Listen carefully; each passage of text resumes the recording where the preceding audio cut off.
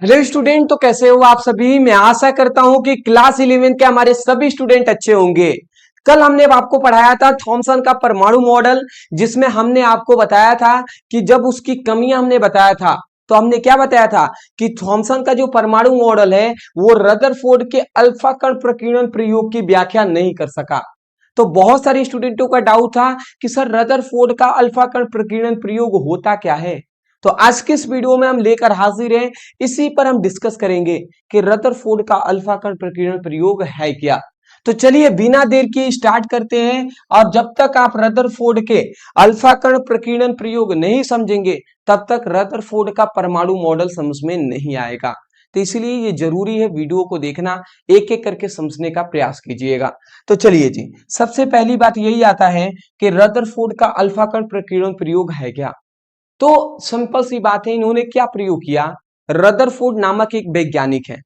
Rutherford ने क्या किया कि सबसे पहले इन्होंने सबसे हल्की प्रकार की सोने की हल्की सी पतली मतलब ये हम कह सकते हैं सोने की पतली धातु इन्होंने लिया, या सोने की पतली सी प्लेट इन्होंने लिया।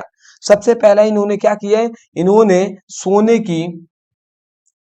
की पतली सी पन्नी इन्होंने ले लिया। इस तरीके से रदरफोर्ड ने क्या किया, सोने की पतली सी पन्नी इन्होंने, बहुत ही पतली सी पन्नी इन्होंने लिया और उस पन्नी पर क्या किया, ये धनावेशित भाग है। उस टाइम पर जब रदरफोर्ड का अल्फा कण प्रकीर्णन प्रयोग चल रहा था, उस समय पर हमें नहीं पता था कि इसके केंद्र में नाभिक होता है या धनावेशित भाग होता है, कुछ भी नहीं पता था। तो सिंपल सा रदरफोर्ड ने एक सोने की पतली सी पन्नी लिया, और इतनी पतली सी पन्नी लिया जैसे कि माना जाए कि वो एक परमाणु है। ठीक है। तो रदरफोर्ड ने एक सोने की पतली सी पन्नी लिए, और इस सोने की, यहाँ पे इन्होंने क्या लिया, रदरफोर्ड ने सोने की पतली सी पन्नी, सोने की पतली सी इन्होंने पन्नी लिया। रदरफोर्ड ने सोने की पतली सी पन्नी लिए, और इस सोने की पतली सी पन्नी पर क्या इन्होंने किया, तो इन्होंने अल्फा कणों का बौछार कराया। इन्होंने रदरफोर्ड ने अल्फा कणों का सबसे पहले तो बौछार कराया। तो अल्फा कणों का जब बौछार कराया, ठीक है, इस सोने की पतली सी पन्नी पर, तो रदरफोर्ड ने देखा कि अधिकांश जो अल्फा कण होते हैं वो सोने की पतली सी पन्नी से आर पार निकल जाते हैं। ये क्या है, ये सभी अल्फा कण है, अल्फा कण। ये सभी क्या है, ये सभी अल्फा कण है। ठीक है। अल्फा कण क्या होते हैं, अल्फा कण क्या होते हैं जी, अल्फा कण हमारे धनात्मक होते हैं, धनात्मक होते हैं। तो सबसे पहली बात ये देखा कि जब हमने अल्फा कणों का सोने की पतली सी पन्नी पर बौछार कराया, तो अधिकांश जो अल्फा कण हैं वो सोने की पतली सी पन्नी से इस तरीके से, सोने की पतली सी पन्नी से आर पार इस तरीके से निकल जा रहे हैं। सोने की पतली सी पन्नी से आर पार इस तरीके से सीधे निकल जा रहे हैं। सोने की पतली सी पन्नी से टकराकर सीधे आर पार निकल जा रहे हैं। परंतु कुछ ऐसे अल्फा कण हैं जो सोने की पतली सी पन्नी से टकराकर और क्या हो जा रहे हैं, विक्षेपित हो जा रहे हैं। इस तरीके से टकराकर दूसरी तरफ चले जा रहे हैं। कुछ ऐसे अल्फा कण हैं जो इस तरीके से सोने के पतली सी पन्नी से टकराकर इस तरीके से विक्षेपित हो जा रहे हैं, मतलब अपने मार्ग से भटक जा रहे हैं, दूर हट जा रहे हैं। और बिल्कुल ना मात्रा में, मतलब 100 में मान लेते हैं एक ऐसा अल्फा कण है जो क्या होता है, जो जो क्या होता है, जो जिस मार्ग से गया हुआ होता है वो उसी मार्ग से, वो जिस मार्ग से गया हुआ होता है उसी मार्ग से वो वापस लौट आता है। मतलब समझिएगा कि अगर हम 100 अल्फा कण भेज रहे हैं, 100 अल्फा कण सोने की पतली सी पन्नी से आर पार निकाल रहे हैं, तो उसमें से 90 ऐसे अल्फा कण हैं जो सोने की पतली सी पन्नी से सीधे आर पार निकल जा रहे हैं। 9 ऐसे अल्फा कण हैं जो सोने की पतली सी पन्नी से टकराकर विक्षेपित हो जा रहे हैं, अपने मार्ग से भटक जा रहे हैं, इधर उधर चले जा रहे हैं। जैसे ये इधर चला गया, ये इधर चला गया। और केवल एक ऐसा अल्फा कण है जो जिस मार्ग से गया हुआ होता है उसी मार्ग से वापस लौट आता है। अब इसी के आधार पर रदरफोर्ड ने अपना प्रयोग के बारे में बताया। तो सबसे पहली बात हम यहाँ पे क्या लिखे हैं, थोड़ा एक बार पढ़कर सुना दे रहे हैं। तो रदरफोर्ड ने सोने की पतली सी पन्नी पर अल्फा कणों का बौछार कराया तो उन्होंने क्या देखा, सबसे पहली बात देखा कि अधिकांश अल्फा कण सोने की पतली सी पन्नी से आर पार निकल जा रहे हैं।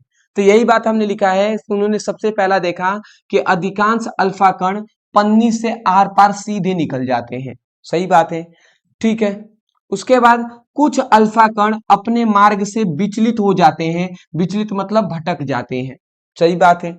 तीसरी बात, बहुत कम अल्फा कण अपने मार्ग से वापस लौट आते हैं। बहुत कम ऐसे अल्फा कण हैं जो जिस मार्ग से गए थे उसी मार्ग से वापस लौट आते हैं। तो ये बातें तो हमने आपको बता दिए। अब इसी के आधार पर इसका निष्कर्ष क्या निकला, तो इसके बारे में अब वैज्ञानिक सोचने लगे, ये जो हमारे रदरफोर्ड है वो सोचने लगे कि आखिर अधिकांश अल्फा कण क्यों निकल जा रहे हैं आर पार सीधे। तो इससे इन्होंने निष्कर्ष ये निकाला कि अधिकांश अल्फा कण इसलिए निकल रहे हैं क्योंकि परमाणु जो होता है ना, उसका अधिकांश भाग खोखला होता है, खाली होता है, और जब खाली होगा तो अल्फा कण निकल जाएंगे। दूसरी बात ये इन्होंने सोचा कि कुछ अल्फा कण सोने की पतली से पन्नी से टकराकर विक्षेपित हो जा रहे हैं। तो क्यों विक्षेपित हो रहे हैं, क्योंकि हम इतनी बात जानते हैं कि मतलब अल्फा कण पर धनात्मक आवेश होता है, अल्फा कण धनात्मक है तो जरूर इसके केंद्र में एक नाभिक होगा और एक इसके केंद्र में कुछ ना कुछ ऐसा भाग होगा जो धनात्मक होगा, क्योंकि धनात्मक को प्रतिकर्षित करता है। इसमें धनात्मक आवेश है तभी तो ये इसको आकर प्रतिकर्षित कर रहा है, दूर भगा दे रहा है। तो ये भी बात इनको जानने को मिला। तो यही बात हमने लिखा है कि इन प्रेक्षणों के आधार पर निम्न निष्कर्ष निकले। अब इसके आधार पर क्या क्या निष्कर्ष निकले, तो पहली बात निकला कि परमाणु का अधिकांश भाग क्या होता है, रिक्त होता है। रिक्त मतलब खाली होता है, खोखला होता है। दूसरी बात, परमाणु के बीच धनावेशित व भारी भाग होता है। परमाणु के बीच धनावेशित व भारी नाभिक होता है। परमाणु के बीच में धनावेशित भाग होता है और भारी भाग होता है, तभी तो कुछ अल्फा कण विक्षेपित हो जा रहे हैं और कुछ अपने मार्ग से वापस लौट आ जा रहे हैं। तीसरी बात इन्होंने बताया कि नाभिक की त्रिज्या लगभग 10⁻⁻15 मीटर होता है। ठीक है, और अब उसके बाद बताया कि विभिन्न धातुओं के लिए नाभिक पर विभिन्न धनावेश होता है। मतलब अलग अलग परमाणुओं के लिए नाभिक पर अलग अलग आवेश उपस्थित होंगे। ठीक है, ये बातें बताई गई। तो मैं आशा करता हूं कि रदरफोर्ड का जो अल्फा कण प्रकीर्णन प्रयोग है ये आपको बहुत ही अच्छे तरीके से समझ में आए होंगे। तो ये था रदरफोर्ड का अल्फा कण प्रकीर्णन प्रयोग। यहीं से हम जानना स्टार्ट किए कि जो परमाणु होता है वो अधिकांश भाग इसका खोखला होता है। परमाणु के केंद्र में नाभिक होता है, जो नाभिक में क्या होता है, नाभिक धनावेशित होता है। तो इसके बारे में हम जानना स्टार्ट किए। मैं आशा करता हूं कि आपको ये जो टॉपिक है आपको आसानी से समझ में आए होंगे। तो आज के लिए हम इतना ही रहने देते हैं। हम पर डे आपको सभी इंपॉर्टेंट टॉपिक करा रहे हैं, एक एक करके इंपॉर्टेंट जो चैप्टर वाइज टॉपिक है उसको हम कराने का प्रयास कर रहे हैं। तो आपको पर डे केवल 30 मिनट ही देना है, आधे घंटे ही पढ़ाई के लिए बैठिए, पर रेगुलर आपको बैठना है। इसलिए एग्जाम बहुत अभी दूर है, एग्जाम आने में भी टाइम है, फिर भी हम आपको प्रैक्टिस करा रहे हैं। हम कह रहे हैं कि थोड़ा थोड़ा ही पढ़िए, बट पढ़िए। तो आपको इंपॉर्टेंट क्लासेस को जरूर अटेंड करना है शाम को 7 बजे। अगर आपने इससे पहले के सभी टॉपिक को, सभी वीडियो को, सभी चैप्टरों को नहीं देखे हैं तो डिस्क्रिप्शन बॉक्स में लिंक है, केमिस्ट्री पे क्लिक करके आप अपनी पढ़ाई कर सकते हैं। चैनल पे नए हैं तो चैनल को सब्सक्राइब कीजिएगा, और कल मिलते हैं एक नए टॉपिक के साथ एक नए वीडियो में। Thank you so much for watching this video. Thank you.